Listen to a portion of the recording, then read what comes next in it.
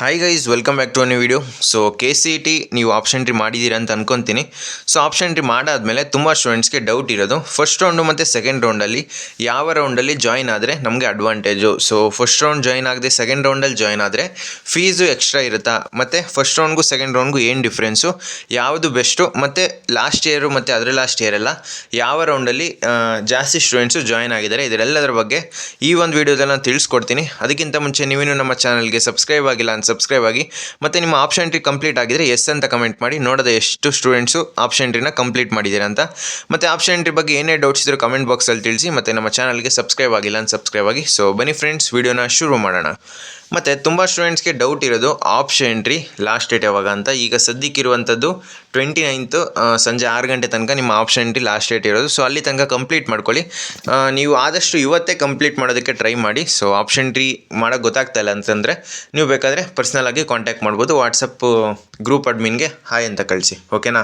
Next first ರೌಂಡಲ್ಲಿ join ಆದರೆ ನಿಮಗೆ ಏನೆಲ್ಲ ಅಡ್ವಾಂಟೇಜಸ್ಸು ಮತ್ತು ಫಸ್ಟ್ ರೌಂಡಲ್ಲಿ ಏನಿರುತ್ತೆ ಅಂತ ತಿಳಿಸ್ಕೊಡ್ತೀನಿ ನೋಡಿ.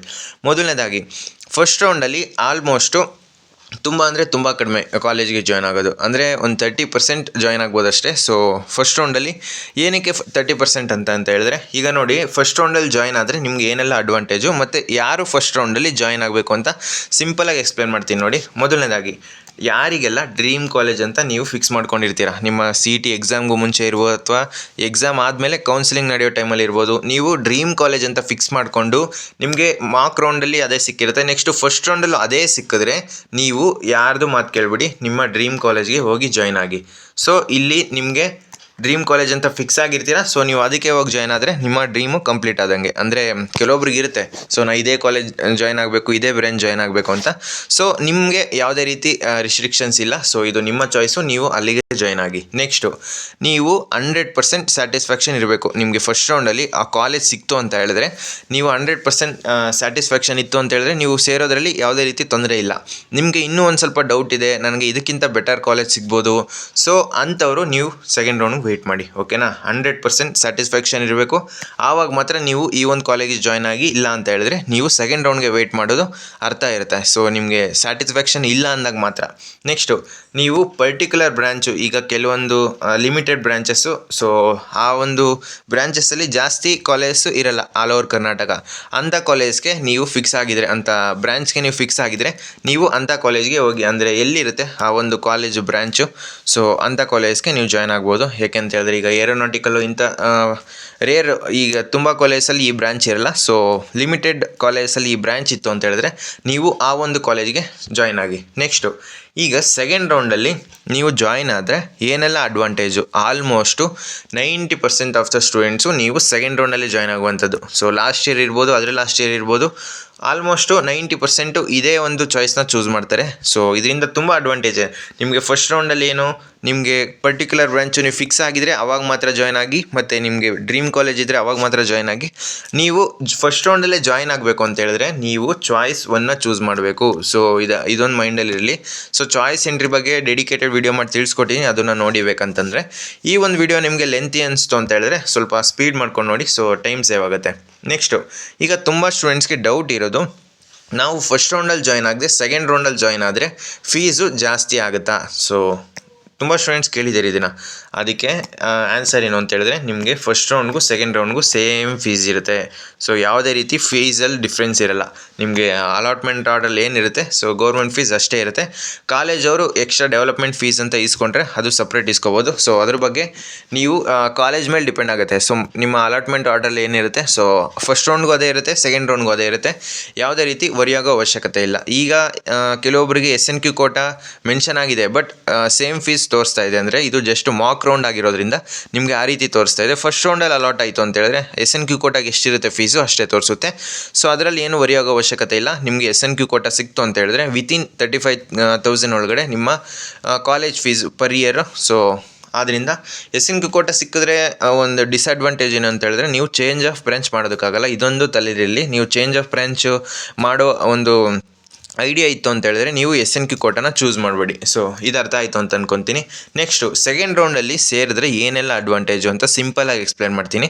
ಸೊ ಸೆಕೆಂಡ್ ರೌಂಡು ಈಗ ನೋಡಿ, ನೀವು ಸೆಕೆಂಡ್ ರೌಂಡ್ಗೆ ಜಾಯ್ನ್ ಆದರೆ ನೀವು ಕಾಲೇಜ್ನ ಅಪ್ಗ್ರೇಡ್ ಮಾಡ್ಕೋಬೋದು. ಸೊ ಫಸ್ಟ್ ರೌಂಡಲ್ಲಿ ಯಾವ ಕಾಲೇಜ್ ಸಿಕ್ಕಿರುತ್ತೆ ಅದಕ್ಕಿಂತ ಬೆಟರ್ ಕಾಲೇಜೇ ಆ್ಯಡ್ ಮಾಡಿರ್ತೀರ ನಿಮ್ಮ ಪ್ರಿಫರೆನ್ಸಲ್ಲಿ. ಅಂದರೆ ಒಂದು 10ನೇ ಕಾಲೇಜ್ ನಿಮ್ಮ ಕಾಲೇಜ್ ಅಲಾಟ್ ಆಗಿತ್ತು ಅಂತ ಹೇಳಿದ್ರೆ 9, 8, 7, 5 ತನಕ ಅಥವಾ ಟಾಪ್ 1 ತನಕ ನೀನು ಆಬ್ವಿಯಸ್ಲಿ ಟಾಪ್ ಕಾಲೇಜ್ನ ಆ್ಯಡ್ ಮಾಡಿರಲೇಬೇಕು. ಸೊ ಆ ಒಂದು ಕಾಲೇಜ್ ಸಿಗೋ ಚಾನ್ಸಸ್ ಜಾಸ್ತಿ ಆಗುತ್ತೆ ಯಾವಾಗ ನಿಮ್ಮ ಕಟ್ ಆಫು ಮತ್ತು ನಿಮ್ಮ ರ್ಯಾಂಕು ಆ ಕಾಲೇಜ್ ಕಟ್ ಆಫು ಮ್ಯಾಚ್ ಆಗಬೇಕು, ಆವಾಗ ಸಿಗೋ ಚಾನ್ಸಸ್ ಇರುತ್ತೆ. ಓಕೆನಾ. ನೆಕ್ಸ್ಟು ನೀವು ಸೆಕೆಂಡ್ ರೌಂಡ್ಗೆ ವೆಯ್ಟ್ ಮಾಡಿದ್ರೆ ನಿಮಗೆ ಯಾವುದೇ ರೀತಿ ಲಾಸ್ ಆಗಲ್ಲ, ನಿಮಗೆ ಅಡ್ವಾಂಟೇಜ್ ಇರುತ್ತೆ. ಇಲ್ಲ ಕಾಲೇಜು ಸಿಗಲ್ಲ ಅಂದರೆ ಫಸ್ಟ್ ರೌಂಡಲ್ಲಿ ಏನಿರುತ್ತೆ ಅದೇ ಕಾಲೇಜು ಸೆಕೆಂಡ್ ರೌಂಡ್ ಕ್ಯಾರಿ ಆಗುತ್ತೆ. ಯಾವಾಗ ನೀವು ಚಾಯ್ಸ್ 2 ಸೆಲೆಕ್ಟ್ ಮಾಡಿದಾಗ ನಿಮ್ಮ ಫಸ್ಟ್ ರೌಂಡಲ್ಲಿ ಏನು ಸಿಕ್ಕಿರುತ್ತೆ ಆ ಒಂದು ಸೀಟು ಹೋಲ್ಡಲ್ಲಿರುತ್ತೆ. ನೆಕ್ಸ್ಟು ಈಗ ನಿಮಗೆ ಯಾವುದೇ ರೀತಿ ಲಾಸ್ ಆಗೋಲ್ಲ, ಏನಿದ್ರು ನಿಮಗೆ ಕಾಲೇಜ್ ಅಪ್ಗ್ರೇಡ್ ಆಗುತ್ತೆ. ಇಲ್ಲ ಅಂತ ಹೇಳಿದ್ರೆ ಫಸ್ಟ್ ರೌಂಡಲ್ಲಿ ಸಿಕ್ಕಿರೋ ಕಾಲೇಜೇ ಹೋಲ್ಡಲ್ಲಿರುತ್ತೆ. ಸೊ ಇದರಲ್ಲಿ ನೀವು ಕಳ್ಕೊಳ್ಳೋ ಅಂಥದ್ದು ಏನೂ ಇಲ್ಲ. ಸೊ ಆದ್ದರಿಂದ ಫಸ್ಟ್ ರೌಂಡ್ಗೂ ಸೆಕೆಂಡ್ ರೌಂಡ್ಗೂ ಇರೋ ಡಿಫ್ರೆನ್ಸ್ ಇದೆ. ನೀವು ಸೆಕೆಂಡ್ ರೌಂಡಲ್ಲಿ ಕಾಲೇಜ್ನ ಅಪ್ಗ್ರೇಡ್ ಮಾಡ್ಕೊತೀರಾ. ನೆಕ್ಸ್ಟು ತುಂಬ ಸ್ಟೂಡೆಂಟ್ಸ್ಗೆ ಫೀಸ್ ಪೇಮೆಂಟು ಅದ್ರ ಬಗ್ಗೆ ಒಂದು ಸ್ವಲ್ಪ ಪ್ರಾಬ್ಲಮ್ ಇರುತ್ತೆ. ನಿಮಗೆ ಫಸ್ಟ್ ರೌಂಡಲ್ಲಿ ಸಿಕ್ಕಿ ನಿಮಗೆ ಫೀಸು ಅರೇಂಜ್ ಮಾಡೋಕ್ಕಾಗಲಿಲ್ಲ ಅಂತ ಹೇಳಿದ್ರೆ ನೀವು ಸೆಕೆಂಡ್ ರೌಂಡ್ಗೆ ಹೋಗೋದ್ರಿಂದ ಯಾವುದೇ ರೀತಿ ತೊಂದರೆ ಆಗಲ್ಲ.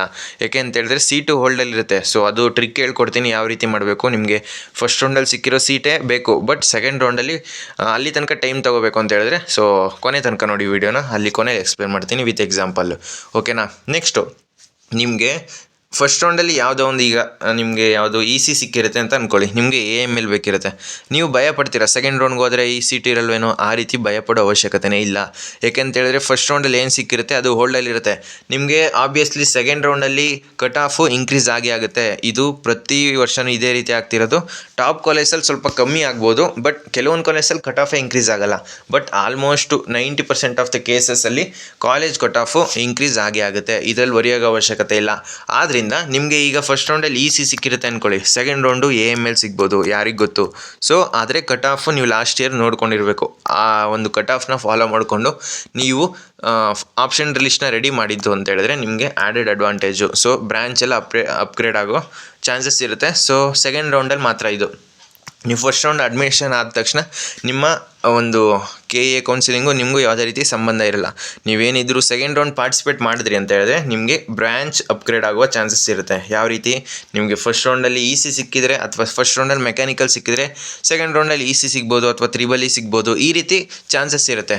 ಆದ್ದರಿಂದ 90% ಆಫ್ ದ ಸ್ಟೂಡೆಂಟ್ಸು ಒಂದು 72% ಆಫ್ ದ 70 to 70, 80, 90 ತನಕ ಈ ಒಂದು ಸೆಕೆಂಡ್ ರೌಂಡಲ್ಲೇ ಪಾರ್ಟಿಸಿಪೇಟ್ ಮಾಡೋದು, ಅಂದರೆ ಈ ಒಂದು ರೌಂಡಲ್ಲೇ ಅಡ್ಮಿಷನ್ ಆಗುವಂಥದ್ದು. ಸೊ ನೀವು ಫಸ್ಟ್ ರೌಂಡಿಂದ ಸೆಕೆಂಡ್ ರೌಂಡ್ಗೆ ಬರ್ತಿದ್ದೀರಾ ಅಂತ ಹೇಳಿದ್ರೆ ನೀವು ಚಾಯ್ಸ್ 2 ಮಾಡಿದ್ರೆ ಮಾತ್ರ ಹೋಲ್ಡಲ್ಲಿರುತ್ತೆ ಸೀಟು. ಇದೊಂದು ತಲೆಯಲ್ಲಿರಲಿ. ಸೊ ಚಾಯ್ಸ್ ಎಂಟ್ರಿ ಬಗ್ಗೆ ತಿಳ್ಕೊಳ್ಳೋದು ತುಂಬ ಇಂಪಾರ್ಟೆಂಟು. ನೆಕ್ಸ್ಟು ಈಗ ನಿಮಗೆ ಆವಾಗಲೇ ಹೇಳಿದೆ, ಸೊ ಫೀಸ್ ಪೇಮೆಂಟ್ ನಿಮಗೆ ಅಡ್ಜಸ್ಟ್ ಮಾಡೋದಕ್ಕಾಗಲ್ಲ. ನೀವೇನು ಮಾಡಬೇಕು ಆವಾಗ, ಈಗ ಯಾವುದೋ ಒಂದು ಕಾಲೇಜ್ ನಿಮಗೆ ಯಾವುದು ಈಗ NIA ಸಿಕ್ಕಿದೆ ಅಂತ ಅಂದ್ಕೊಳ್ಳಿ, NI ಕಾಲೇಜ್ ಸಿಕ್ಕಿದೆ ನಿಮಗೆ, ಇದೇ ಕಾಲೇಜ್ ಬೇಕು, ನಿಮ್ಮ ಡ್ರೀಮ್ ಕಾಲೇಜ್ ಇದು. ಸೊ 100% ಸ್ಯಾಟಿಸ್ಫ್ಯಾಕ್ಷನ್ ಇದೆ ಈ ಒಂದು ಕಾಲೇಜಲ್ಲಿ. ನಿಮಗೆ ಫೀಸು ಅಮೌಂಟು ರೆಡಿ ಮಾಡೋಕ್ಕಾಗಲಿಲ್ಲ, ಅವಾಗ ಏನು ಮಾಡಿ, ಸೊ ಈ ಒಂದು ಟ್ರಿಕ್ನ ಫಾಲೋ ಮಾಡಿ. ಏನು ಮಾಡಿ, RVನೂ ಡಿಲೀಟ್ ಮಾಡಿ, SJC ಡಿಲೀಟ್ ಮಾಡಿ, PS ಡಿಲೀಟ್ ಮಾಡಿ, ಜಸ್ಟು NI ಒಂದನ್ನು ನಿಮ್ಮ ನೆಕ್ಸ್ಟ್ ರೌಂಡು ಕ್ಯಾರಿ ಮಾಡಿ. ಆವಾಗ ಏನಾಗುತ್ತೆ, ಮೇಲೆ ಯಾವ ಕಾಲೇಜು ಇಲ್ಲ, ಕೆಳಗಡೆ ಯಾವ ಕಾಲೇಜು ಇಲ್ಲ, ನಿಮಗೆ ಅದು ಅಲಾಟ್ಮೆಂಟ್ ಮಾಡೋಕ್ಕೆ ಬಂದಾಗ ಇದೊಂದೇ ಕಾಲೇಜ್ ಸಿಗುತ್ತೆ. ಸೊ ಈ ಒಂದೇ ಕಾಲೇಜ್ ನಿಮಗೆ ಹೋಲ್ಡಲ್ಲಿರುತ್ತೆ. ನೆಕ್ಸ್ಟು ಯಾವುದೇ ರೀತಿ ಅಪ್ಗ್ರೇಡೇಷನ್ ಇಲ್ಲ, ಜಸ್ಟು ನಿಮಗೆ ಸೀಟು ಹೋಲ್ಡಲ್ಲಿರುತ್ತೆ. ನಿಮಗೆ ಕಾಲೇಜು NIನೇ ಅಲಾಟ್ ಆಗುತ್ತೆ ಸೆಕೆಂಡ್ ರೌಂಡಲ್ಲಿ. ಬಟ್ ನಿಮ್ಗೆ ಏನಾಯಿತು, ಎಕ್ಸ್ಟ್ರಾ ಟೈಮ್ ಸಿಕ್ತು. ಸೊ ಇದೊಂದು ಆ್ಯಡೆಡ್ ಅಡ್ವಾಂಟೇಜು.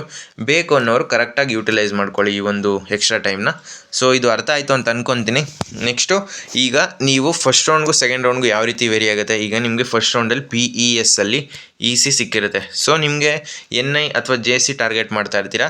ನಿಮಗೆ ಫಸ್ಟ್ ರೌಂಡಲ್ಲಿ ಯಾರೋ ಹೇಳ್ತಾರೆ ಸೊ ಜಾಯ್ನ್ ಆಗಿಬಿಡು ಅಂತ, ಬಟ್ ನಿಮ್ಮ ಸಜೆಷನ್, ಅದು ನಿಮ್ಮ ಡಿಸಿಷನ್ನು. ಸೊ ಈಗ ನೋಡಿ, ಫಸ್ಟ್ ರೌಂಡಲ್ಲಿ EC ಜಾಯ್ನ್ ಆದರೆ ಏನಾಗುತ್ತೆ, ನಿಮಗೆ EC ಸಿಗುತ್ತಷ್ಟೇ. ನೀವು AML ಟಾರ್ಗೆಟ್ ಮಾಡ್ತಾ ಇರ್ತೀರಾ, ಅದು ಇಲ್ಲಿ ಮೇಲ್ಗಡೆ ಇರುತ್ತೆ. ನೀವು ಸೆಕೆಂಡ್ ರೌಂಡ್ಗೆ ವೆಯ್ಟ್ ಮಾಡಿದ್ರೆ ಚಾಯ್ಸ್ 2 ಸೆಲೆಕ್ಟ್ ಮಾಡಿಕೊಂಡು ಈ ಸೀಟು ಹೋಲ್ಡಲ್ಲಿರುತ್ತೆ. ನೀವು ಫಸ್ಟ್ ರೌಂಡಲ್ಲಿ ಜಾಯ್ನ್ ಆದರೂ ಏನೂ ಇಲ್ಲ, ಸೆಕೆಂಡ್ ರೌಂಡಲ್ಲಿ ಜಾಯ್ನ್ ಆದರೂ ಏನಿಲ್ಲ. ಈ ಸೀಟ್ ಹೋಲ್ಡಲ್ಲಿದ್ದಾಗ ನೆಕ್ಸ್ಟು ಕಟ್ ಆಫ್ ಏನಾದ್ರು ಇನ್ಕ್ರೀಸ್ ಆಯಿತು ಅಂತ ಹೇಳಿದ್ರೆ ಈ ಒಂದು ಕಾಲೇಜಲ್ಲಿ AML ಸಿಗ್ಬೋದಾ, ಈ ಒಂದು ಕಾಲೇಜಲ್ಲಿ CS ಸಿಗೋ ಚಾನ್ಸಸ್ ಇರುತ್ತಾ. ಸೊ ಈ ರೀತಿ ನಿಮಗೆ ಚಾನ್ಸಸ್ಸು ಎಕ್ಸ್ಟ್ರಾ ಆಗುತ್ತೆ. ಓಕೆನಾ? ಸೊ ಅರ್ಥ ಆಯಿತು ಅಂತ ಅಂದ್ಕೊತೀನಿ. ನಿಮಗೆ ಬೇರೆ ಏನೇ ಡೌಟ್ಸ್ ಇದ್ದರೆ ಕಮೆಂಟ್ ಬಾಕ್ಸಲ್ಲಿ ತಿಳಿಸಿ, ನಾನು ನಿಮಗೆ ಆನ್ಸರ್ ಮಾಡ್ತೀನಿ. ಈ ರೀತಿ ನೀವು ಪ್ಲ್ಯಾನ್ ಮಾಡಿಕೊಂಡು ನಿಮ್ಮ ಕೌನ್ಸಿಲಿಂಗ್ನ ಪಾರ್ಟಿಸಿಪೇಟ್ ಮಾಡಿ. ಸೊ ತುಂಬ ಟೈಮ್ ಇದೆ ಇನ್ನು. ನನ್ನ ಪ್ರಕಾರ ಇನ್ನೊಂದು ಎಕ್ಸ್ಟೆಂಡ್ ಮಾಡ್ತಾರೆ ಅಂತ ಹೇಳಿದ್ರೆ ನೀವು ಒಂದು ಸ್ವಲ್ಪ ಲೇಸಿ ಆಗಿಬಿಡ್ತೀರಾ ಆಪ್ಷನ್ ಎಂಟ್ರಿ ಮಾಡೋದಕ್ಕೆ. ಸೊ ಎಕ್ಸ್ಟೆಂಡ್ ಮಾಡಲ್ಲ ಅಂದ್ಕೊಂಡೆ ನಿಮ್ಮ ಆಪ್ಷನ್ ಎಂಟ್ರಿನ ಕಂಪ್ಲೀಟ್ ಮಾಡ್ಕೊಳ್ಳಿ ಆದಷ್ಟು ಬೇಗ. ಸೊ ಫ್ರೆಂಡ್ಸ್, ಈ ವಿಡಿಯೋ ನಿಮಗೆ ಇಷ್ಟವಾಗಿತ್ತು ಅಂದರೆ ಲೈಕ್ ಮಾಡಿ, ಕಮೆಂಟ್ ಮಾಡಿ ಮತ್ತು ನಿಮ್ಮ ಫ್ರೆಂಡ್ಸ್ಗೆಲ್ಲ ಈ ವಿಡಿಯೋನ ಶೇರ್ ಮಾಡಿ.